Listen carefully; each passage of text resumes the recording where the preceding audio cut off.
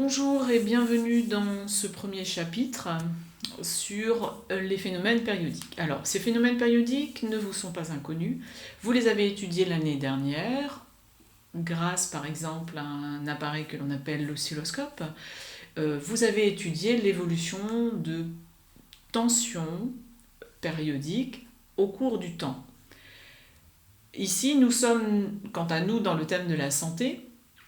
Donc on va s'intéresser à un cas particulier dans ce domaine pour lequel on va utiliser la physique pour vérifier par exemple que nous sommes en bonne santé. Alors on va s'intéresser, imaginons par exemple, vous avez peut-être déjà été amené à aller à la médecine du sport ou chez un médecin pour réaliser un test d'effort. Au cours de ce test d'effort, eh bien, on souhaite voir comment votre cœur récupère, à quelle vitesse vous récupérez. Donc, on place sur votre thorax des électrodes. Ces électrodes sont reliées à un appareil et ces appareils, les mesures effectuées par cet appareil se traduisent par l'évolution d'une tension au cours du temps. Je vous montre ici des enregistrements qui pourraient être obtenus. Alors, moi, pour cette leçon, je vais utiliser un logiciel de simulation que vous pouvez utiliser. Je vais juste vous le montrer. Voilà un petit peu. C'est bien l'enregistrement d'un électrocardiogramme et vous voyez un signal, une forme qui se reproduit, tout simplement. Je peux réaliser différentes modifications. Je peux modifier ici. Voilà. Donc j'ai diminué la période et je vois que le temps qui sépare finalement les différents motifs, on va dire, eh bien, devient plus petit. Par contre, à l'oreille, eh bien, je constate qu'effectivement, on entend davantage.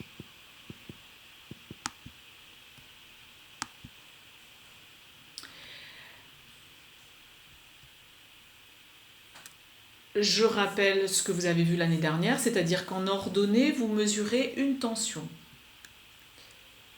Vous avez l'évolution de la tension. En abscisse, vous avez l'évolution du temps. Le temps qui s'écoule.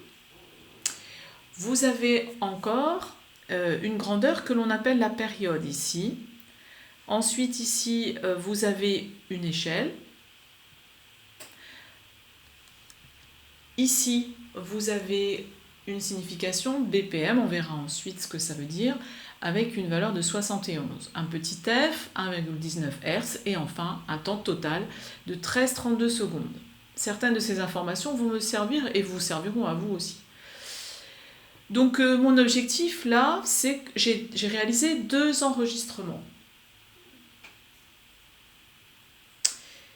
Je vois bien qu'ils ne sont pas identiques. Je vous pose la question, l'un de ces deux signaux, est périodique, il faut que vous me disiez lequel.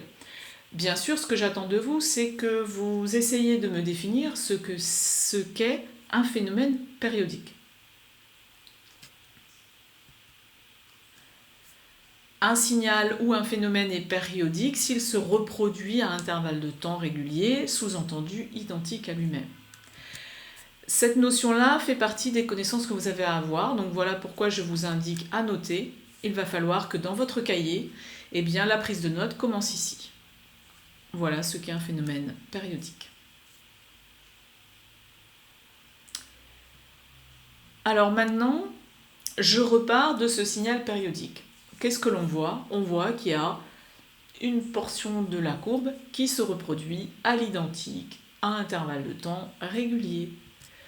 Et bien du coup, on va avoir 2 mots-clés qui sont fondamentaux. Le motif élémentaire. On voit bien que dans le motif, on parle de courbe. Ensuite, la période. Eh bien, la période grand T. Donc, grand T comme temps. Bon, c'est pas très bien choisi, hein. Ça n'empêche qu'effectivement, c'est en rapport avec un temps. Son unité sera la seconde d'ailleurs.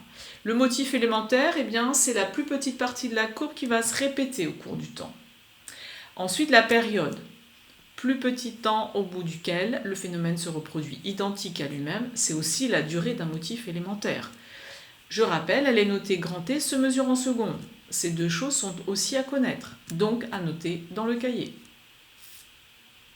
Alors maintenant, on va raisonner un petit peu pour essayer de commencer à assimiler ces notions. Je vais commencer par le motif élémentaire.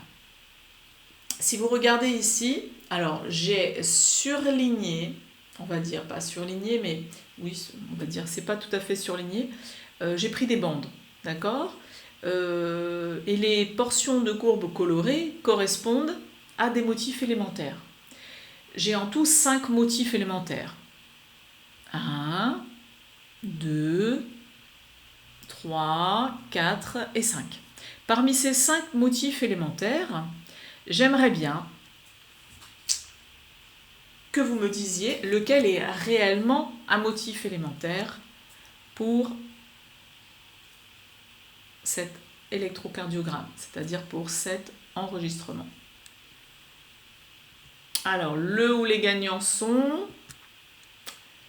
Eh bien, il n'y avait que 2 possibilités. Vous aviez le 3, ici, qui sont très peu différents, et le 4. Donc tout ça pour vous montrer qu'il n'existe pas qu'un seul motif élémentaire. Par contre, leur côté identique, c'est qu'ils vont s'étaler dans le temps sur une même durée. D'accord ? Donc voilà. Pour vous le montrer, pour vous le prouver et pour voir un petit peu à quoi ça correspond, eh bien imaginons que j'ai pris ici une photo, en fait une image, un copier, j'ai copié tout simplement le motif 3 et je l'ai répété 5 fois.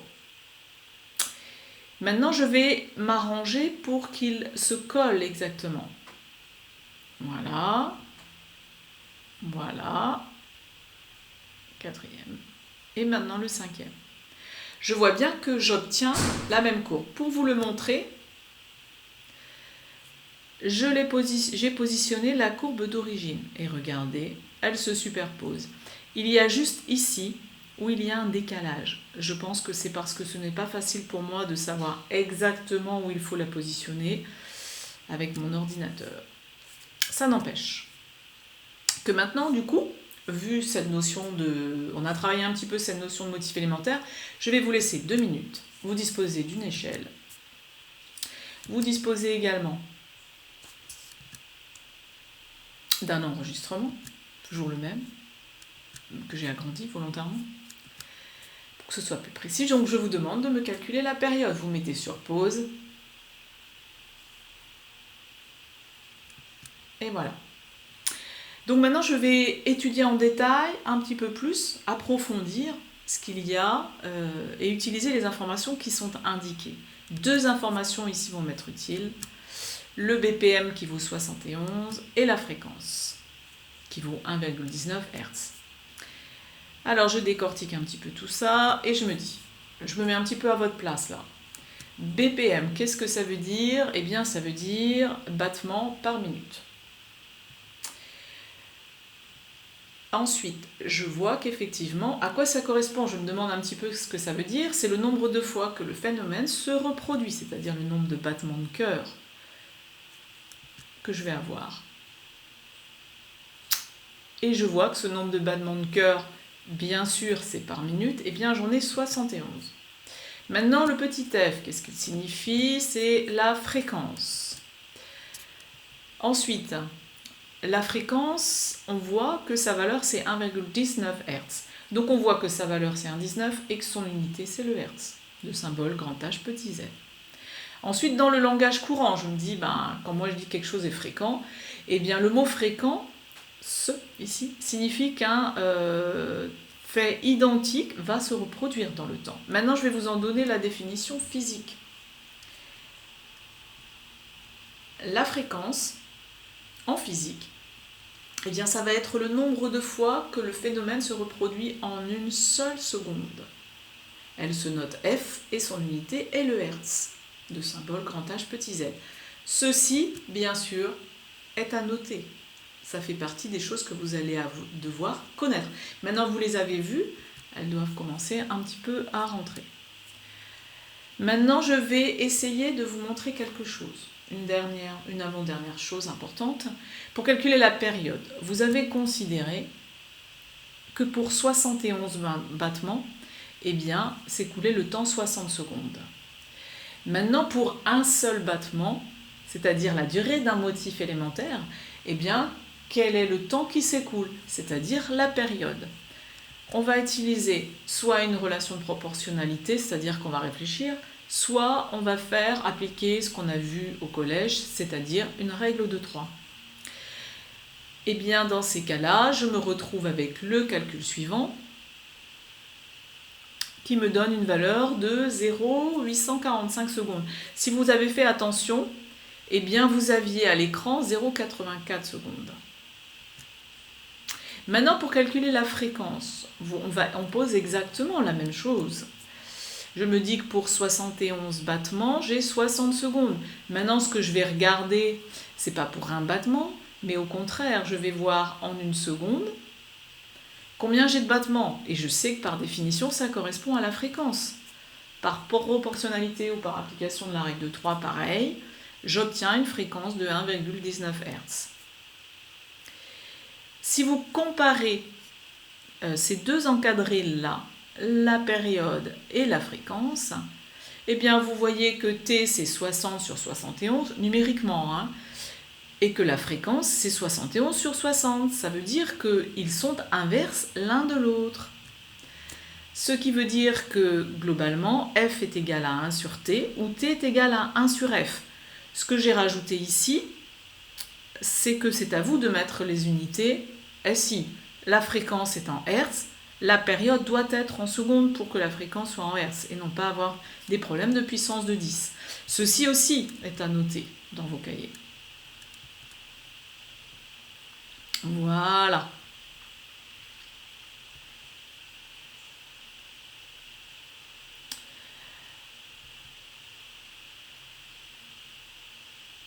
Donc voilà, je vais laisser apparaître parce que c'est pas tout à fait ça que je voulais.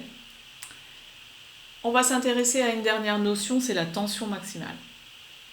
Je vous donne la définition. C'est la valeur maximale prise par la tension et elle s'exprime en volts. Deuxième chose, elle se détermine en utilisant l'échelle verticale. C'est l'ordonnée finalement du point du signal qui a la plus grande valeur positive. Donc globalement, quand vous avez un signal, vous devez commencer par repérer le 0. Alors il n'apparaît pas bien ici, je suis désolée. Eh bien, vous avez la valeur maximale, je regarde lequel point de la tension du signal est le plus haut. Donc ici, c'est ici. Et je regarde quelle est l'abscisse de ce point. Ça veut dire que la tension maximale, elle est là.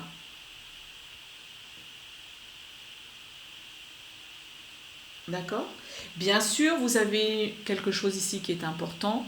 On vous dit qu'entre ici et là, c'est-à-dire pour 1, 2, 3, 4 mm, vous avez une valeur de 1 millivolt. D'accord ? Donc vous avez une échelle. Vous avez aussi l'échelle horizontale, c'est-à-dire l'échelle des temps. Donc ces deux définitions en vert, eh bien, vous devez les noter. En fait, soit les noter, soit vous devez bien les avoir comprises et être capable de les reformuler avec vos propres termes. Voilà.